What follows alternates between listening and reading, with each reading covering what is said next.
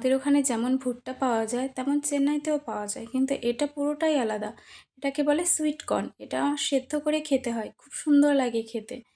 আর এই দেখো নাশপাতিটা, এইটুকু নাশপাতির দাম নিয়েছে 60 টাকা। আর খেতে তো নাশপাতিই লাগছিল না, পুরো মনে হচ্ছিল নারকেলি কুল।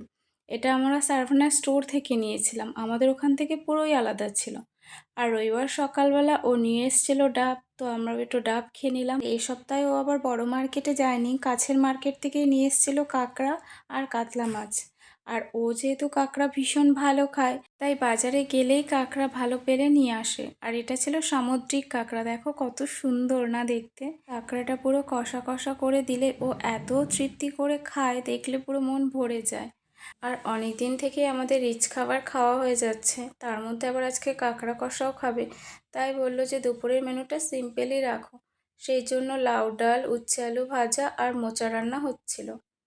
আর জানো তো, ও ঘি একদম পছন্দ করে না, তাই আমি মাঝে মাঝে লুকিয়ে লুকিয়ে তরকারির মধ্যে ঘি দিয়ে দিই, যাতে ও বুঝতেও না পারে আর ঘিও খাওয়া হয়ে যায়। আর যেহেতু চিংড়ি মাছটা অনেকটাই ছিল, তো কিছুটা চিংড়ি মাছ ভাজা করে শুধুমাত্র পেঁয়াজ দিয়ে মেখে খাওয়া হবে, আর কিছুটা চিংড়ি মাছ আমি মোচার মধ্যে দিয়ে দেবো।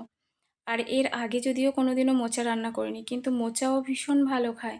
তো ওরই আবদারে এই প্রথমবার রান্না করছি। বেশ ভালোই হয়েছিল কিন্তু খেতে। হয়তো ছোলা দিলে আর একটু বেশি ভালো লাগতো, যেহেতু চিংড়ি মাছ দিয়েছি তো তাই ছোলা আর দেইনি আমি। আর এখানে যেন 12 মাস কাঁচা আম পাওয়া যায়, তো আমরা নিয়ে আসি যখনই সারভানা যাই। আর বাড়ির থেকে নিয়ে এসেছিলাম এবার আম কাসুন্দি। তো দুপুরবেলা আম কাসুন্দি দিয়ে এই লোভনীয় আম মাখা তো বেশ ভালোই লাগছিল খেতে। আর এইদিকে আমার রান্না হয়ে গেছে, এখন আমি লাস্টে কাঁকড়াটা কষিয়ে ওদের দেবো। আর তার পাশাপাশি আমি উচ্ছে আলুটাও ভাজা করে নিচ্ছিলাম। আর দেখো গ্রেভি রেডি হয়ে গেছে।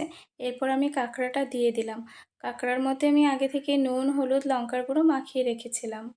এর আগেও একবারও কাঁকড়া এনেছিল, কিন্তু তখনকার কাঁকড়ার থেকে না এই কাঁকড়াটা বেশি ফ্রেশ ছিল, আর খেতেও কিন্তু খুব টেস্টি ছিল। আর দেখো ফাইনালি আমার কাঁকড়া কষানো ডান। আর দেখেই তো কত লোভনীয় লাগছে, খেতেও কিন্তু খুব ভালো হয়েছিল। আমি তো অল্প একটু খেয়েছি, দেবকমল দাও একটু খেয়েছে, কিন্তু ও বাকিটা পুরো খেয়ে নিয়েছে। দুপুরে খাওয়া দাওয়ার পরে আমরা আবার গিয়েছিলাম ঝিল পাড়ে। আর ওই দেখো দুজন কত সুন্দর মাছ ধরছে।